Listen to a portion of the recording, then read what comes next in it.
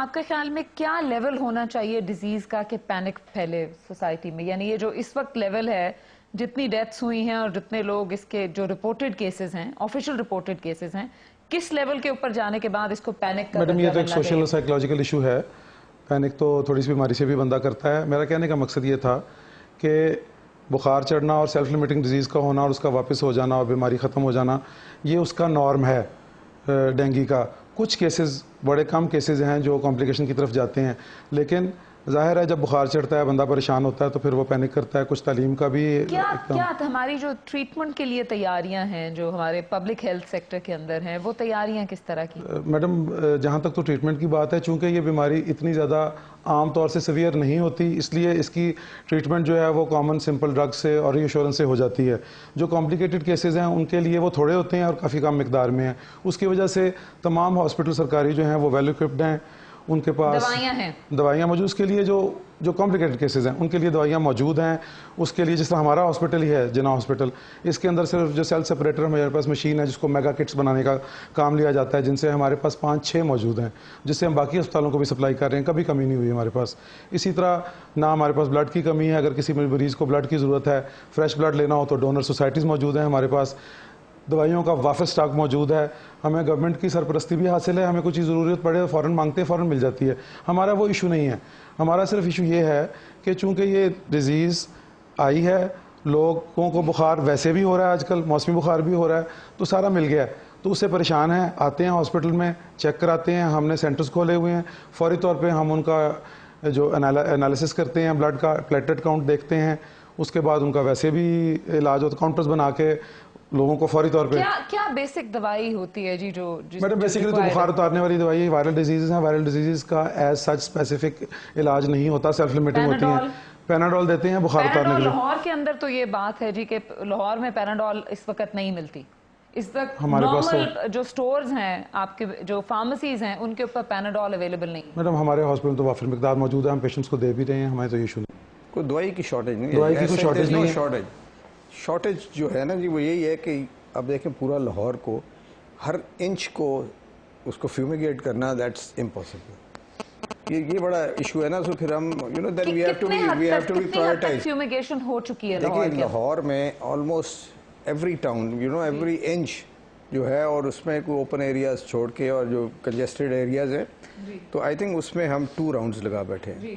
اور وی فیل کہ جی 2 rounds for every round 10 دن کافی ہوتا ہے. اگر 10 دن کے بعد دوبارہ ہو جائے تو ہے. اب اس میں تھوڑا ایشو یہ آ جاتا ہے کہ ہاؤس ہولڈ کے اندر اب مچھر ہے. سب سے بڑی پرابلم یہ ڈاکٹر صاحب نے نہیں آپ کو بتائی کہ یہ گھر کے اندر مچھر ہے. اب گھر کے اندر صبح 4 بجے فیومیگیشن کرنی ہوتی ہے. لوگ سوئے ہوتے ہیں، وہ اٹھتے نہیں ہیں، یا وہ خود اس میں نہیں انٹرسٹڈ ہوتے کہ آپ ان کے گھر کے اندر فیومیگیٹ کریں. تو پھر ہم we are restricted to streets, roads کرتے ہیں. اور پھر اب ہم نے لوگوں کو کہا کہ خدا کے واسطے آپ نہ کھولیں، ایک کھڑکی کھول دیا کریں، ہم وہاں سے فیومیگیٹ کر دیں. اچھا میں آپ کو ایک بات کرنا چاہ رہا ہوں کہ دیکھیں ایک بھی زندگی بہت قیمتی ہے، جسٹ 1 لائف آلسو. یقین مانیں کہ ابھی پاکستان کا پنجاب کا جو ڈیتھ ٹول ہے that is only 5. We'll bring in سعید الہی صاحب into the conversation. سعید الہی صاحب یہ بتائیے گا کہ فیومیگیشن کے حوالے سے یہ بات بھی ہو رہی تھی کہ یہ بھی کہا گیا کہ شاید جو فیومیگیشن کے لیے دوا استعمال ہو رہی ہے وہ دوا درست نہیں ہے. دیکھیں یہ اس وقت کیونکہ یہ پوری بیماری پھیلی ہوئی ہے، بہت سے الزامات اور سکینڈل جو ہیں وہ اڑائے جا رہے ہیں. جو دوائی استعمال کی گئی ہے اب تک اس کو ڈرگ ٹیسٹنگ لیبارٹریز سے، PCSIR سے، اور جو ہمارا زراعت کا محکمہ ہے اس کے اندر ایک سیل ہے، اس کی لیبارٹریز سے چیک کروایا گیا ہے. وہ بالکل دوائی مؤثر ہے اور اس میں کوئی ملاوٹ نہیں ہے. لیکن اس کے باوجود بھی جو شکایات آ رہی ہیں وہ یہ ہیں کہ اس سے مچھر پوری طرح تلف نہیں ہو رہا. تو اس کی اور کئی وجوہات یہ بھی ہیں کہ اس میں مچھر میں ریزسٹنس ڈیولپ ہو رہی ہے، یا جہاں پہ سپرے کیا جا رہا ہے سپرے ٹیکنیکس جو ہیں وہ مؤثر نہیں ہیں. اسی لیے گزشتہ 4 دن سے ہم نے مختلف عالمی اداروں اور جو لوکل ایکسپرٹیز ہے ان سے مل کر اس پہ بہت سی میٹنگز کی ہیں، اور مختلف ادویات کے تجربات بھی کیے جا رہے ہیں. اور یہ انشور کیا جا رہا ہے کہ جو بھی میڈیسن سپرے کی جائے وہ 100% اصلی ہو، اور اس کے سپرے کی ٹیکنیکس بھی ٹھیک ہوں، اور اس کو مانیٹرنگ کرنے کے لیے روز اس کا ٹیسٹ بھی کروایا جائے. تو ہم انشور کر رہے ہیں کہ اس میں کوئی ہیرا پھیری نہ ہو. سعید الہی صاحب یہ بتائیے گا کہ ظاہر ہے پنجاب میں یہ ایک تو یہ پہلی دفعہ نہیں ہوئی، پھر یہ پاکستان میں بھی پہلے ہو چکی ہے، دنیا کے دوسرے ممالک کے اندر بھی یہ مسئلہ پیدا ہو چکا ہے. سو کیا لرننگ ہے جو پنجاب نے ڈیولپ کی ہے اس پورے پروسیس کے اندر، یا یہ شروع ہونے سے پہلے جو اس کی سیکنڈ جنریشن جسے آپ کہیے، کیا لرننگ ڈیولپ کی ہے، کیا بیسٹ پریکٹسز پنجاب نے کوشش کی ہے دیکھنے کی کہ جہاں پہ جن ملکوں میں یہ کنٹرول ہوا ہے وہ کس طریقے سے کنٹرول ہوا ہے؟ دیکھیں، میں آپ کے علم میں ایک بات سب سے پہلے لے آؤں کہ ڈینگی فیور جو ہے یہ پوری دنیا کے مختلف ممالک میں حملہ آور ہوا ہے، اور اس سال بھی سنگاپور جیسے ترقی یافتہ ملک میں ہزاروں کیس ریکارڈ ہوئے ہیں، اس کے علاوہ ساؤتھ افریقہ میں ہوئے ہیں. تو یہ پاکستان واحد ملک نہیں ہے جہاں پہ یہ مسئلہ پیدا ہوا ہے. ترقی یافتہ ممالک میں بھی ہزاروں کیس ریکارڈ کیے گئے ہیں. لیکن آپ کا سوال یہ تھا کہ پنجاب اس کے بارے میں کیا کر رہا ہے، تو ہم نے اس سے بہت سبق سیکھا ہے. اور جیسے میں نے پہلے کہا کہ چیف منسٹر نے واضح ہدایت جاری کی ہیں کہ اگلے 3 سال کے لیے اس کی ایریڈیکیشن کے لیے، پریونشن کے لیے، کیور کے لیے جو وسائل چاہیے وہ حکومت پنجاب مہیا کرے گی. اور اس میں جو ایکسپرٹس ہیں WHO کے اور ہمارے لوکل، وہ مل کے ایک پلان تیار کر چکے ہیں اگلے 3 سال کے لیے اور آنے والے سال کے لیے بھی. اور مجھے امید ہے انشاءاللہ کہ ہم ان تمام کوششوں سے اس مشکل پر قابو پانے میں کامیاب ہو جائیں گے. سعید الہی صاحب، ایک اور میں آپ سے جاتے جاتے سوال کر لوں پنجاب اسمبلی کے حوالے سے اور کمیٹیز کی پاورز کے حوالے سے. ہمارے ساتھ چودھری طاہر محمود صاحب بیٹھے ہیں اور انہوں نے کہا کہ وہ تو اس پوری چیز کو اس لیے اوور سی کرنے کی پوزیشن میں نہیں ہے بیکاز وہ جو سو موٹو پاور چاہیے کمیٹیز کو پنجاب اسمبلی کے اندر، وہ پاور ان کے پاس موجود نہیں ہے. آئی نو فار اے فیکٹ کہ ایم پی ایز اس کے لیے بہت عرصے سے کہہ رہے ہیں کہ کمیٹیز کو امپاور ہونا چاہیے.